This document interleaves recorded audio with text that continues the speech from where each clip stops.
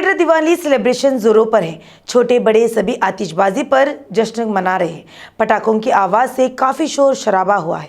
अगर पिछले साल का त्योहार कोविड नियमों के कारण मामूली रूप से मनाया गया था, तो इस साल त्योहार को उत्साह के साथ मनाया गया क्योंकि वायरस का पतन हो रहा है। हैदराबाद में दिवाली समारोह भव्य रूप से आयोजित किया गया। सुबह महिलाएं पूजा पाठ में व्यस्त रहीं और शाम को घर के दीपों से सजाया। बिजली के दियों की रोशनी और मिट्टी के बर्तनों की रोशनी से सभी घरों में एक विशेष आकर्षण रहा। इसके बाद सड़कों और कॉलोनियों में जमकर आतिशबाजी की गई। बच्चों ने आतिशबाजी कर काफी शोर किया। कोई फर्क नहीं पड़ता कि आप किस गली में चलते हैं, आप आसमान को छूने वाले सितारों को देख सकते हैं। भाग्यनगर दीपों की रोशनी से जगमगा उठा। पटाखों से परिवार के सदस्यों के साथ खुशी से मनाया गया। उन्होंने हल्के फूलों से खिलने वाले मोमबत्तियों को जलाकर बहुत शोर मचाया। मोमबत्तियों जो चमकती थी, तारे जो आकाश में उड़ते और प्रकाश फैलाते हैं।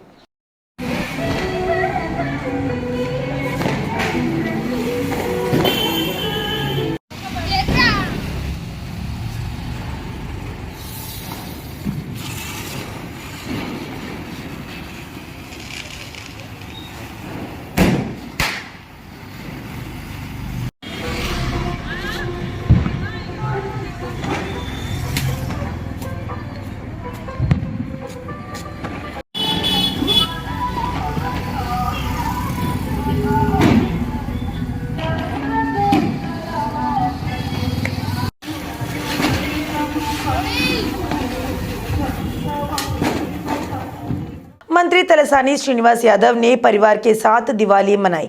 उन्होंने बिजली के लैंप की रोशनी में पटाखों का मजा लिया। मंत्री तलसानी की कामना की दीपावली का पर्व सभी के जीवन में उजाला करे, देशवासियों के जीवन में त्योहार की रोशनी चमके। हर कोई खुशियों और उल्लास के साथ मस्त रहना चाहता है। सिकंदराबाद के मारेडपल्ली स्थित उनके आवास पर परिवार के सदस्यों और सुरक्षा कर्मियों ने आतिशबाजी कर दिवाली मनाई। उन्होंने कहा कि दिवाली अंधकार पर प्रकाश की, बुराई पर अच्छाई की और अज्ञान पर ज्ञान की जीत का प्रतीक है।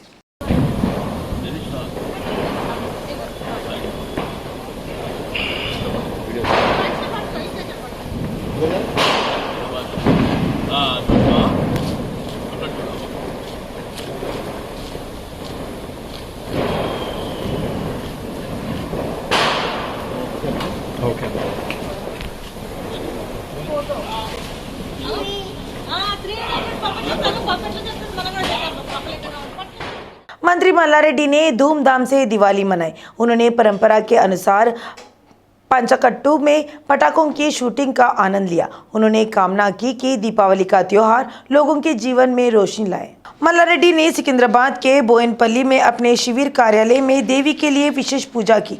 बाद में उन्होंने अपने परिवार के सदस्यों के साथ आतिशबाजी कर दिवाली मनाई। तेलंगाना की तरह वे चाहते हैं कि देश के सभी लोगों को जीवन में प्रगति का प्रकाश चमके, शांति और समृद्धि के साथ संतुलित हो।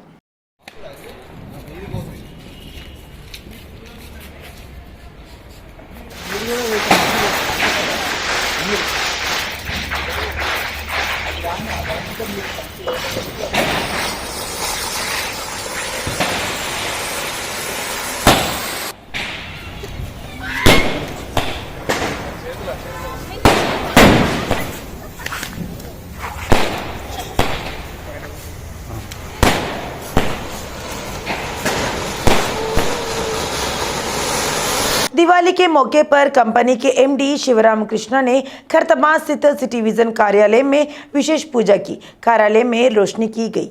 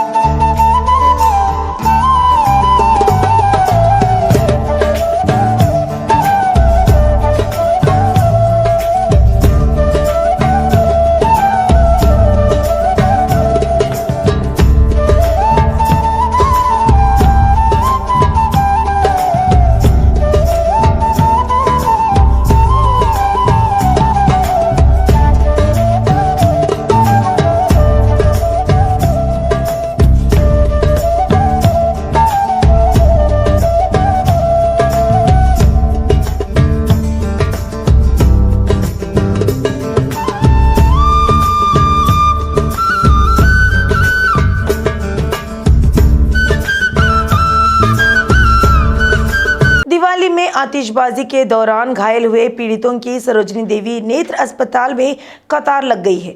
दसियों पीड़ित अस्पताल पहुंचे। जो मामूली रूप से घायल है उनका इलाज कर घर भेजा जा रहा है। जो गंभीर रूप से घायल है उन्हें अस्पताल में भर्ती कराया जा रहा है। सरोजनी देवी नेत्र अस्पताल में अब तक पटाखा जलाने के 24 मामले सामने आ चुके हैं। डॉक्टर वसंता ने बताया कि इनमें से 12 का आंख में गंभीर चोट आने पर सरोजनी अस्पताल में इलाज चल रहा है। शेष 12 लोगों को प्राथमिक उपचार देकर रवाना कर दिया गया है। बताया जाता है कि आतिशबाजी के कारण संवेदनशील नेत्र क्षेत्र में घायल होने वालों में ज़्यादातर बच्चे हैं। सरोजनी देवी आई हॉस्पिटल के डॉक्टर व स्टाफ सोमवार से अलर्ट पर है।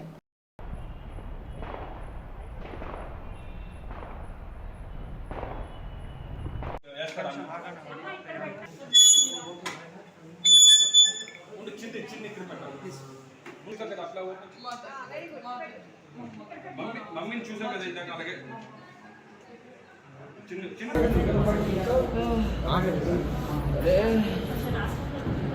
రాజా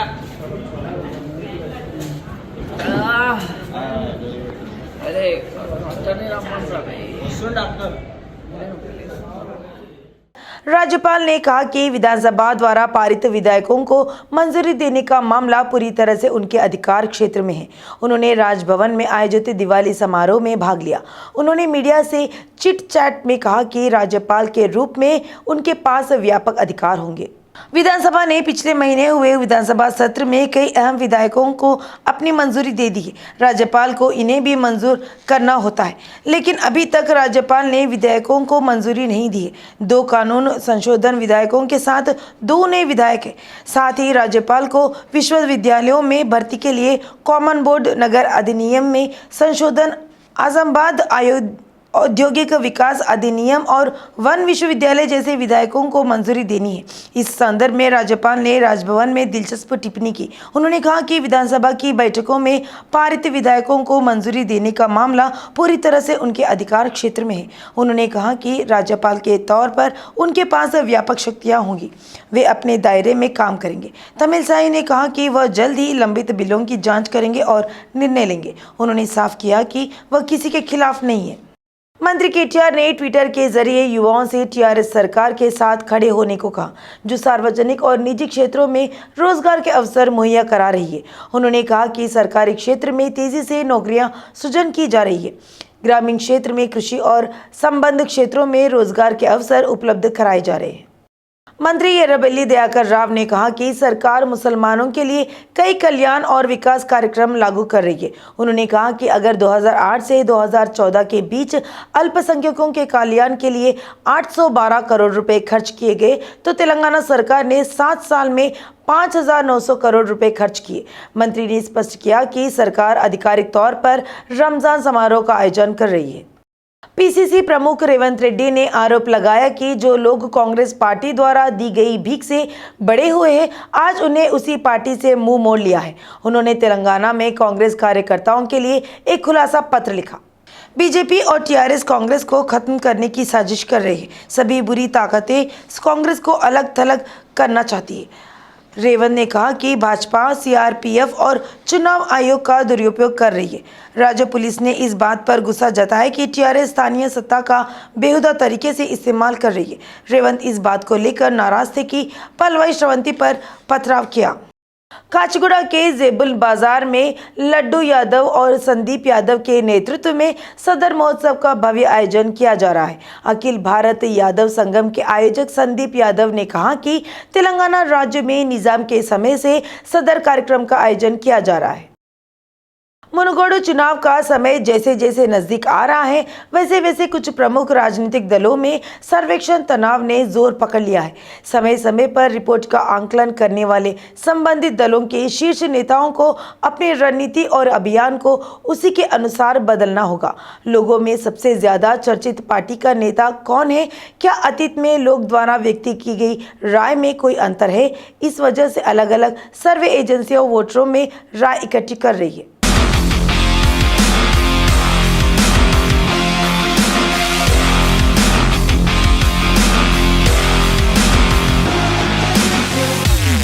दशहरे के बाद टीआरएस और बीजेपी के बीच 7% का अंतर है होने के बाद इंटेलिजेंस की रिपोर्ट कहा गया। लेकिन हाल ही में बुर्रा नरसिंहा गौड के शामिल होने से बंडी संजय, विवेक वेंकटस्वामी, रघुनंदन राव और किशन रेड्डी जैसे नेताओं ने सर्वे रिपोर्ट में खुलासा किया है। रिपोर्ट में कहा गया है कि कई मंडलों में बीजेपी की ताकत बढ़ी है। सत्तारूढ़ दल का सर्वेक्षण रिपोर्ट से यह स्पष्ट होता है कि चोटुपल और चंडूर जैसे शहरों में बीजेपी को मजबूती मिली है और युवा पार्टी में रुचि दिखा रहे हैं। इसे देखते हुए टीआरएस पार्टी के कार्यकारी अध्यक्ष केटीआर प्रचार मैदान में उतरे हैं।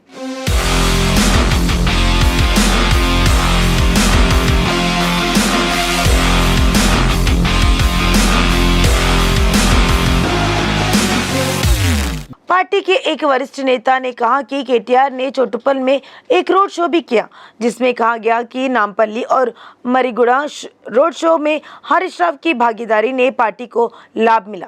बीजेपी प्रदेश अध्यक्ष बंडी संजय और चोटुपल में राजगोपाल इसके लिए रणनीति के अंतर्गत चंडूर में प्रचार किया और कांग्रेस की सर्वे रिपोर्ट के मुताबिक रेवंत रेड्डी जिन मीटिंग्स में हिस्सा ले रहे थे उन्हें लोगों का खास रेस्पॉन्स मिल रहा है। हालांकि रेवंत का प्रभाव संस्थान नारायणपुर मंडल में देखने को मिल रहा है, लेकिन सर्वे रिपोर्ट के अनुसार ऐसा लगता है कि यह गति बाकी मंडलों में नहीं है।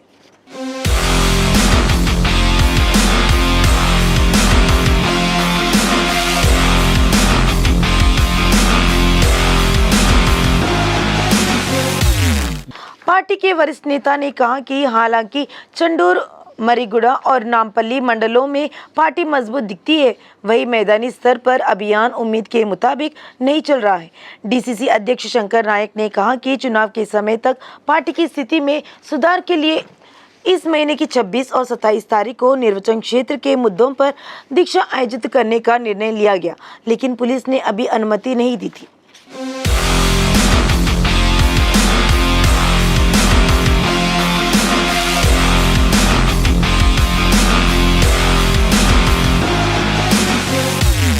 प्रमुख राजनीतिक दलों को उम्मीद है कि दिवाली के बाद निर्वाचन क्षेत्र की स्थिति बदल जाएगी। अभियान इस महीने की 31 तारीख को समाप्त होगा। इस पृष्ठभूमि में प्रमुख दलों ने पिछले 4 दिनों से विशाल जनसभाओं की योजना बनाई है। पार्टी नेताओं का कहना है कि इस महीने की 30 या 31 तारीख को सीएम केसीआर चांडूर की बैठक होगी। बीजेपी ने अपने राष्ट्रीय अध्यक्ष जेपी नड्डा के साथ मुनगोड़ में विशाल जनसभा की भी योजना बनाई है। पार्टी के नेताओं का कहना है कि कांग्रेस के नेतृत्व में इस महीने के अंत में बड़ी बैठक होगी, जिसमें राष्ट्रीय स्तर के नेता शामिल होंगे।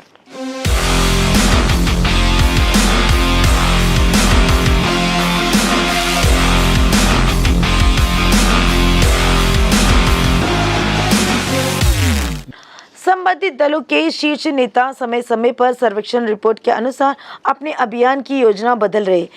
इसके लिए उन्होंने निर्वाचन क्षेत्र में ही अपना ठिकाना बनाया है। बीजेपी के प्रदेश अध्यक्ष बंडी संजय चोटुपल लकाराम के पास फार्म हाउस में रहकर योजना बना रहे हैं। वे बूथ प्रभारी और चुनाव प्रभारी के साथ समीक्षा बैठक कर अभियान की जानकारी ले रहे हैं। रेवंत रेड्डी जो मुनगोड़ मंडल कोमपल्ली में अपने करीबी रिश्तेदार के गेस्ट हाउस में रह रहे हैं, सर्वेक्षण रिपोर्ट मंडल स्तर पर ला रहे हैं और समीक्षा कर रहे हैं। राहुल गांधी की यात्रा के रूप में उन्होंने अंतराल लिया और मकताल चले गए। टीआरएस चुनाव के प्रभारी मंत्री जगदीश रेड्डी ने कुछ दिनों से मंत्री केटीआर के साथ रह रहे हैं।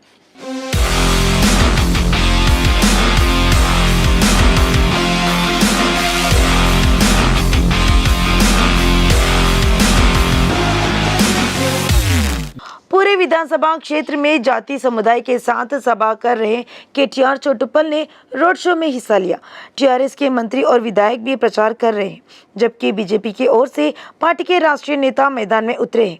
मालूम हो कि सुनील बंसल के नेतृत्व में पार्टी के प्रचार पैटर्न का गांव स्तर पर सर्वे किया जा रहा है। यूपी के मंत्री संजय निषाद ने चांडूर में बीजेपी की ओर से आयोजित मुदिराज सभा में बतौर अतिथि शिरकत की।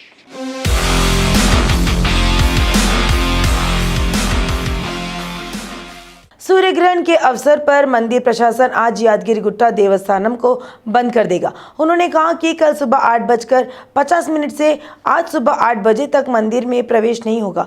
ग्रहण के कारण नित्य सत्सव कल्याणम और सत्सव ब्रह्मोत्सव भी रद्द कर दिए गए। अधिकारियों ने घोषणा की है कि कल का सत घट अभिषेक और सहस्त्र नमस्कार नहीं होगा। भक्तों को कल सुबह 10 बजे से दर्शन के बाद दर्शन करने की अनुमति दी जाएगी। ग्रहण के कारण चिलकुर बालाजी मंदिर भी बंद रहेगा। मंदिर के पुजारियों ने घोषणा की कि सुबह 8:30 बजे से दर्शन बंद कर दिए जाएंगे। भक्तों को कल सुबह 6 बजे संस्कार के बाद अनुमति दी जाएगी। सूर्य ग्रहण के कारण राज्य के सभी मंदिर बंद रहेंगे। कल भक्तों को दर्शन दिए जाएंगे। मेडिपल्ली पुलिस ने ऑनलाइन गुड़ दौड़ सट्टेबाजी करने वाले एक गिरोह को गिरफ्तार किया है। ओम विहार कॉलोनी के एक घर में सट्टा लगाते हुए रंगे हाथों पकड़ा गया। आरोपियों के पास से 7 लाख नकद, 5 मोबाइल फोन और एक लैपटॉप बरामद किया गया है। पुलिस ने बताया कि व्हाट्सएप पर एक ग्रुप बनाया गया था और इसमें सट्टेबाजी में दिलचस्पी रखने वाले लोगों को जोड़ा गया और सट्टा लगाया जा रहा था। बताया जा रहा है कि 4 आरोपियों को गिरफ्तार कर रिमांड पर लिया गया है। मेडिपल्ली के एसपी गोवर्धन गिरी ने कहा कि अगर इस तरह की हरकत की गई तो सख्त कार्रवाई की जाएगी।